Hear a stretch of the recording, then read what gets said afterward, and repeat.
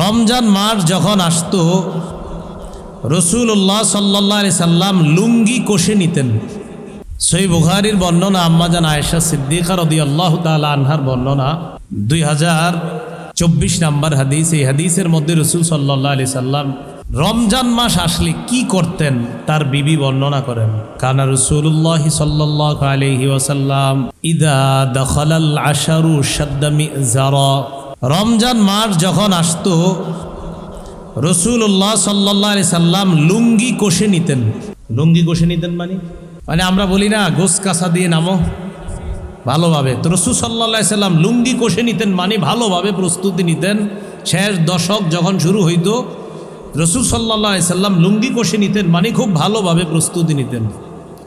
ওয়া আহিয়া লাইলা, শেষ দশকের প্রতিটা রাত্র রাসূল সাল্লাল্লাহু আলাইহি সাল্লাম আহিয়া লাইলা, প্রত্যেক রাত্রে রাসূল সাল্লাল্লাহু আলাইহি সাল্লাম জাগ্রত থাকতেন, জাগরণ করতেন, রাত্রি জাগরণ করতেন প্রতি রাত্রে, শুধু বেজর রাত না, প্রতি রাত।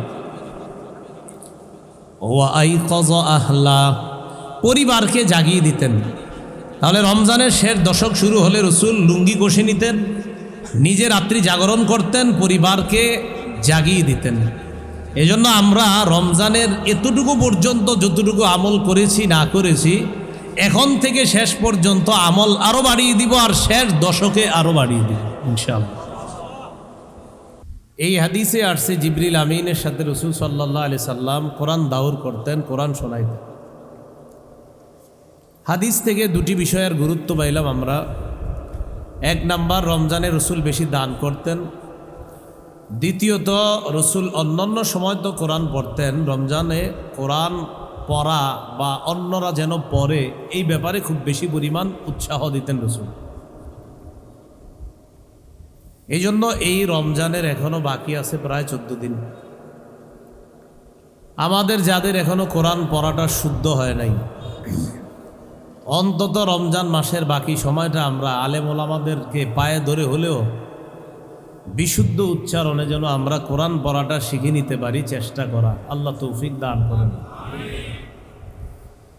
রাসূলুল্লাহ সাল্লাল্লাহু আলাইহি সাল্লাম বলেন, মান ক্বারাআ হারফাম মিন কিতাবিল্লাহ ফালাহু বিহি হাসানা ওয়াল হাসানাতু বিআশরি আমসালিহা লা আকুলু আলিফ লাম মিম হারফুন ওয়ালাকিন আলিফুন হারফুন ওয়া লামুন হারফুন ওয়া মিমুন হারফুন।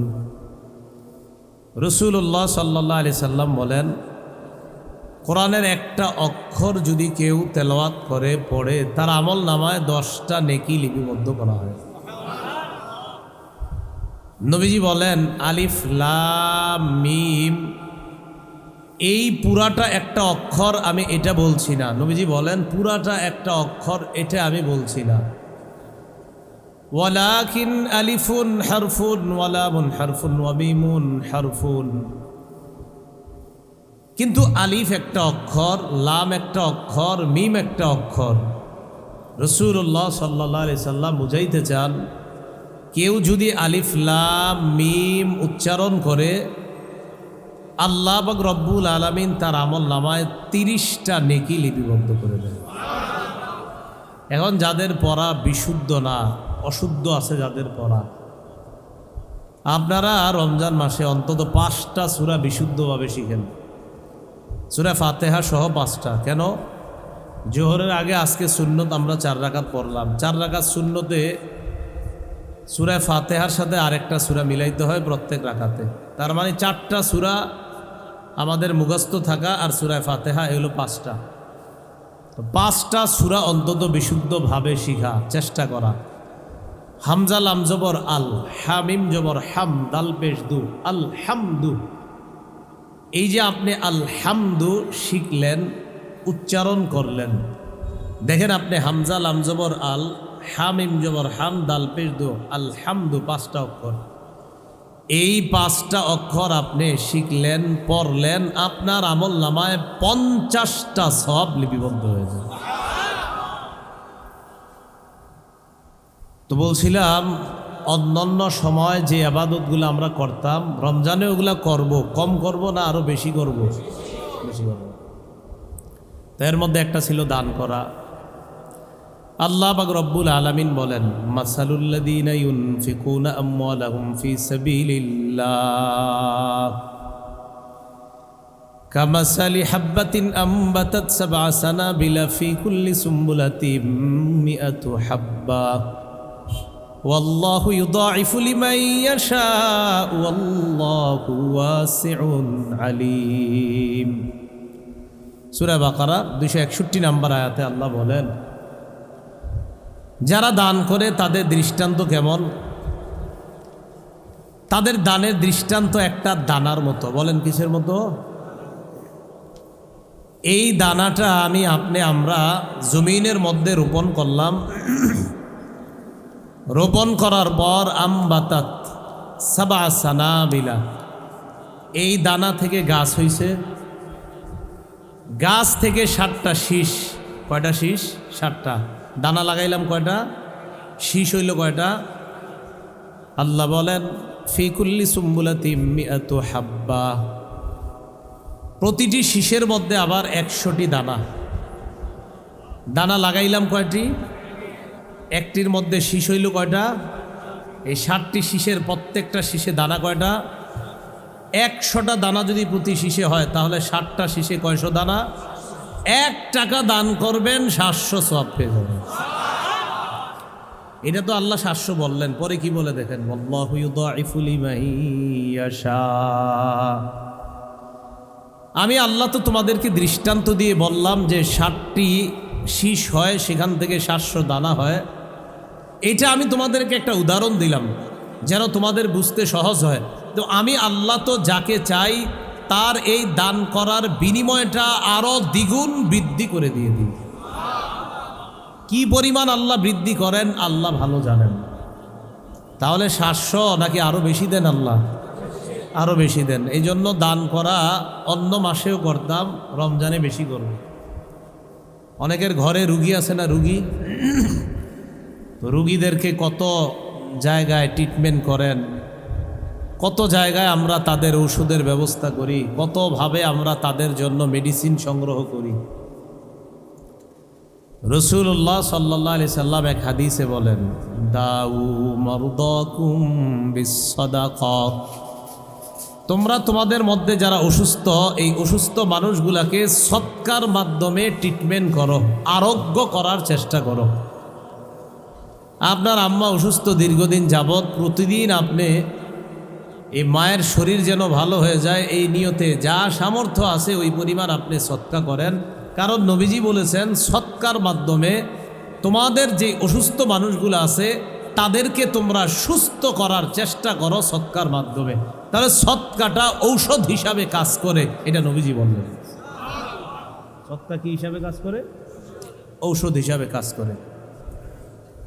কিয়ামতের ময়দানে আমরা যারা আল্লাহ মানে তারাও যাবে, যারা আল্লাহ মানে না তারাও যাবে। যারা আল্লাহ মানে তারা তো কিয়ামতের মাঠে যাবেই, উপস্থিত হবে। যারা কিয়ামতের মাঠ বিশ্বাস করে না, যারা আল্লাহরে বিশ্বাস করে না, তারাও সেখানে যাবে। সহিহ বুখারীর বর্ণনা ৭৫১২। রাসূলুল্লাহ সাল্লাল্লাহু আলাইহি সাল্লাম বলেন, মা মিনকুম আহাদুন ইল্লা সায়ুকাল্লিমুহু রাব্বুহু লাইসা বাইনাহু ওয়া বাইনাহু তুরজুমান। নবী বলেন, কিয়ামতের ময়দানে তোমাদের মধ্যে প্রত্যেকের সাথে আল্লাহ কথা বলবেন। তাদের মাঝে কথা বলার সময় আল্লাহ আর ওই বান্দার মাঝে কোনো দুভাষী থাকবে না। আল্লাহ আরবি ভাষায় কথা বলবেন। কি ভাষায়? আমরা যারা বাঙালি আমরাও আরবি ভাষায় জবাব দিব। এই জন্য আসলে এখান থেকেও বোঝা যায় দুনিয়াতে আরবি ভাষা শিক্ষা করার আলাদা একটা গুরুত্ব আছে, ঠিক না? কবর আরবি না বাংলা? দাফন আরবি না বাংলা? কাফন আরবি না বাংলা? মুনকার নাকির আরবি না বাংলা? সুয়াল জবাব আরবি না বাংলা? মার রব্বুকা আরবি না বাংলা? অমা দিনুকা আরবি না বাংলা? অমার নবীয়ুক আরবি না বাংলা? তো সবই তো পারেন আপনারা। তো এই জন্য আরবি ভাষা সব জায়গায় আমাদের কাজে লাগে, খালি আমরা দাবি করি শিখি না আর কি, কিন্তু শিখা দরকার। তো যাই হোক, যারা আরবিতে দুনিয়াতে কথা বলতে পারি না আমরা যারা, তারাও কবরে আরবিতে কথা বলতে পারবো ইনশাআল্লাহ। তো কিয়ামতের ময়দানে আল্লাহর সাথে কথা হবে। তো ওই ব্যক্তি কি করবে? ফায়ানজুরু মা আইমানা মিনহু, ওই ব্যক্তি তার ডানে তাকাবে। ফায়ানজুরু আইমানা মিনহু, তার ডানে তাকাবে। ফালা ইয়ারা ইল্লা মা কদ্দামা মিন আমালি, ডানে তাকানোর পর ওই ব্যক্তি দুনিয়াতে থাকতে যেই আমল নামাগুলা পাঠিয়েছে ওই আমল নামাগুলা তার ডান পাশে দেখতে পাবে। নবী বলেন ওয়ানজুরু আশআমা মিনহু, এর পর বাম পাশে তাকাবে। ফালা ইয়ারা ইল্লা মা কদ্দামা মিন আমালিহি, বাম পাশে তাকিয়ে ওই ব্যক্তি তাই দেখতে পাবে যা দুনিয়ার মধ্যে থাকতে কবরে আগে পাঠিয়েছে, এই জিনিসগুলা দেখতে পাবে। আগে এই জায়গাটা বুঝেন, হাদিসের মধ্যে আসছে ডানে তাকাবে বামে তাকাবে, সে তাই দেখবে যা দুনিয়াতে থাকতে আগে পাঠিয়েছে, দুনিয়াতে থাকতে আগে। তো আমি আপনি দুনিয়াতে থাকতেই কিন্তু পাঠাতে হবে। এই জন্য আল্লাহ পাক রব্বুল আলামিন বলেন ওয়াল তানজুর নাফসুম মা কদ্দামাত লিগাদ, মানুষ যেন চিন্তা করে সে আগামীকালের জন্য কি পাঠিয়েছে, এটা যেন সে চিন্তা করে। আমি আপনি আল্লাহর কাছে যে যাব, যাওয়ার পর সেখানে কিন্তু আমরা সব উপস্থিত পেয়ে যাব। ইয়াউমা তাজিদু কুল্লু নাফসিম মা আমিলাত মিন খাইরিম মুহদারা, আমি আপনি যত ভালো কাজ করছি সব আমরা সেখানে পাবো। ওয়ামা আমিলাত মিন সু, যত খারাপ কাজ করছি এইগুলো আমরা সেখানে পাবো। তাহলে ভালো কাজ যা আগে পাঠিয়েছি এগুলাও দেখতে পাবো, খারাপ কাজ যা পাঠিয়েছি এগুলো আমরা সেখানে দেখব। তো বান্দা ডান পাশে তাকাবে, দেখবে তার আমল নামা যা আগে পাঠাইছে। বাম পাশে তাকাবে, দেখবে আমল নামা সে আগে যা পাঠিয়েছে। এরপরে নবীজি বলেন ওয়ানজুরু বাইনা ইয়াদাই ফালা ইয়ারা ইল্লা নার তিলকা ওয়াজহি, সামনে তাকাবে, তাকানোর পর জাহান্নাম ছাড়া আর কিছুই দেখতে পাবে না। কি দেখবে? জাহান্নাম। ডানে দেখবে আমল নামা, বামে দেখবে আমল নামা, সামনে দেখবে জাহান্নাম। জাহান্নাম যখন দেখবে নবীজি বলেন ইত্তাকুন নার ওয়ালাউ বিশিক্কি তামরা, আমার উম্মত ডানে তাকাইলে দেখবা আমল নামা, বামে তাকাইলে দেখবা আমল নামা, সামনে তাকাইলে দেখবা জাহান্নাম। এই জাহান্নামের আগুন থেকে বাঁচার চেষ্টা করো, যদিও একটা খেজুরের টুকরা দিয়েও হয়। একটা খেজুরের টুকরা দান করে হলেও এই খেজুরটা যে তুমি দান করলা, এটার মাধ্যমে হতে পারে তোমাকে আল্লাহ জাহান্নাম থেকে মুক্তি দিয়ে দিবে। তাহলে আগেও সদকা করতাম, রমজানেও করব, কম করব না আগের চেয়ে আরো বেশি করব? বেশি করব।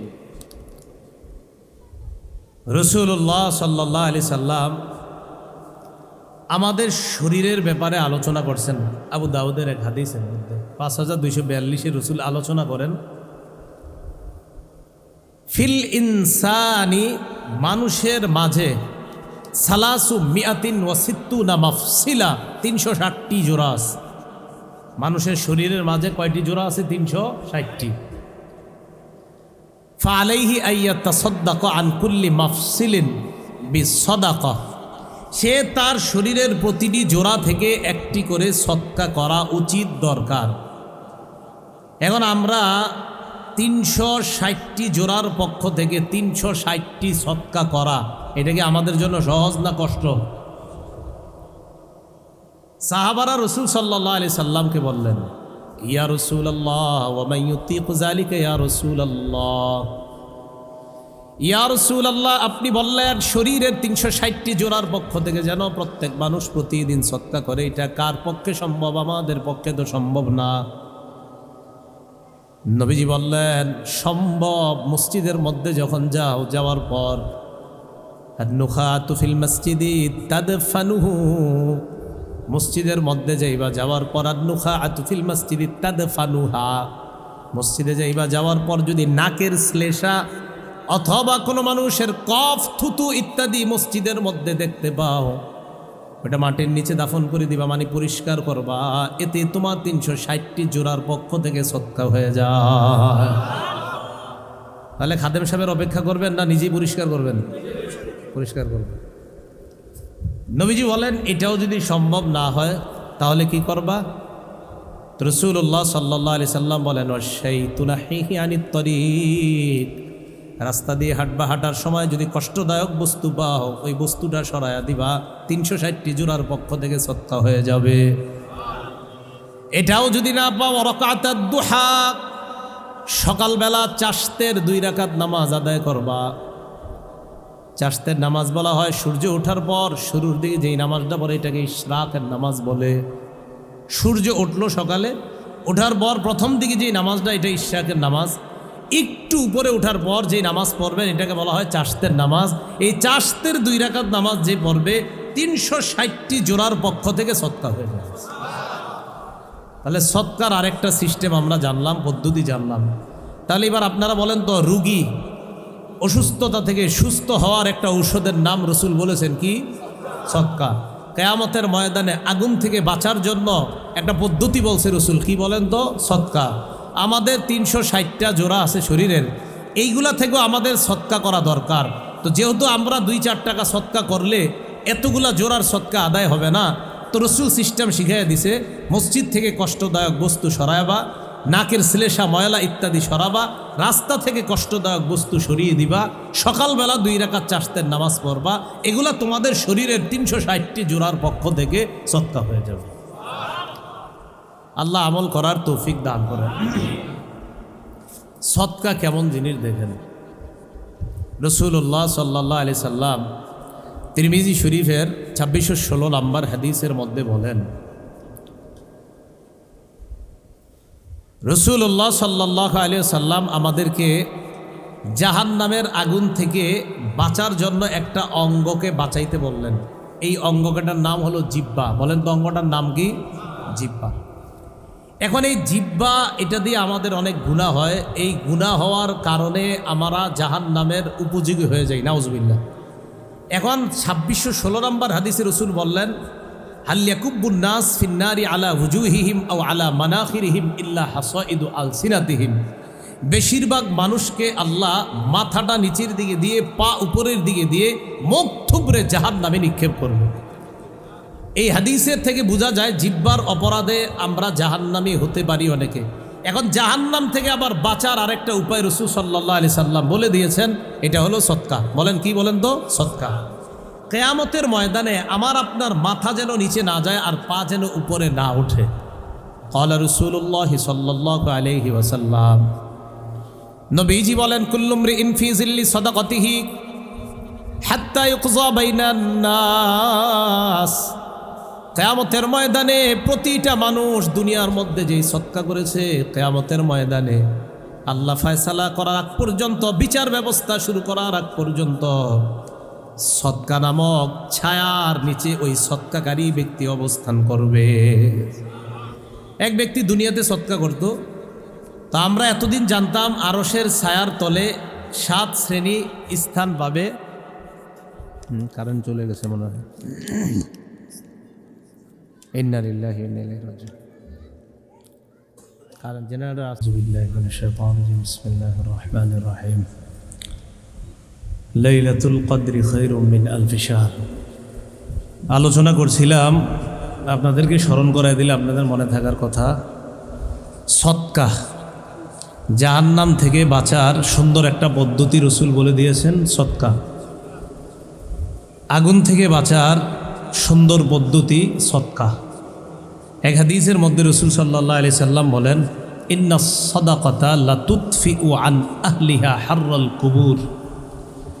রাসূলুল্লাহ সাল্লাল্লাহু আলাইহি সাল্লাম বলেন, সদকা কবরবাসীকে কবরের আযাব, কবরের উত্তপ্ত হাওয়া থেকে সদকা ওই কবরবাসীকে হেফাজত করে। কবরের যে গরম হাওয়া, এটাকে তুতফিউ নিভিয়ে দেয় সদকা। বলেন তো কবরের গরম হাওয়া কে নিভিয়ে দেয়? সদকা। জাহান্নামের আগুন নিভিয়ে দেয় সদকা। তো এই জন্য রাসূল সাল্লাল্লাহু আলাইহি সাল্লাম অন্যান্য মাসে দানশীল ছিলেন, সদকা করতেন। রমজান মাসে সদকা দান করার মাত্রা আরও বাড়িয়ে দিতেন। তাই আমরা এই মাসে দানশীলতা আমরা আগের চেয়ে একটু বাড়িয়ে দিব। আল্লাহ তৌফিক দান করেন। এই মাসের শেষ দশক সবচেয়ে গুরুত্বপূর্ণ। রমজান মাস 12 মাসের মধ্যে সবচেয়ে সেরা মাস রমজান। রমজান মাসের মধ্যে আবার সবচেয়ে গুরুত্বপূর্ণ হলো শেষ দশক। সহিহ বুখারীর বর্ণনা, আম্মাজান আয়েশা সিদ্দিকা রাদিয়াল্লাহু তাআলা আনহার বর্ণনা, 2024 নম্বর হাদিস। এই হাদিসের মধ্যে রাসূল সাল্লাল্লাহু আলাইহি সাল্লাম রমজান মাস আসলে কি করতেন তার বিবি বর্ণনা করেন। কানা রাসূলুল্লাহ সাল্লাল্লাহু আলাইহি ওয়াসাল্লাম ইদা দখালাল আশারু শাদ্দা মিজারা। রমজান মাস যখন আসতো রাসূলুল্লাহ সাল্লাল্লাহু আলাইহি সাল্লাম লুঙ্গি কষে নিতেন। লুঙ্গি কষে নিতেন মানে আমরা বলি না গোস কাঁচা দিয়ে নামো ভালোভাবে, তো রাসূল সাল্লাল্লাহু আলাইহি সাল্লাম লুঙ্গি কষে নিতেন মানে ভালোভাবে প্রস্তুতি নিতেন। শেষ দশক যখন শুরু হইতো রাসূল সাল্লাল্লাহু আলাইহি সাল্লাম লুঙ্গি কষে নিতেন মানে খুব ভালোভাবে প্রস্তুতি নিতেন।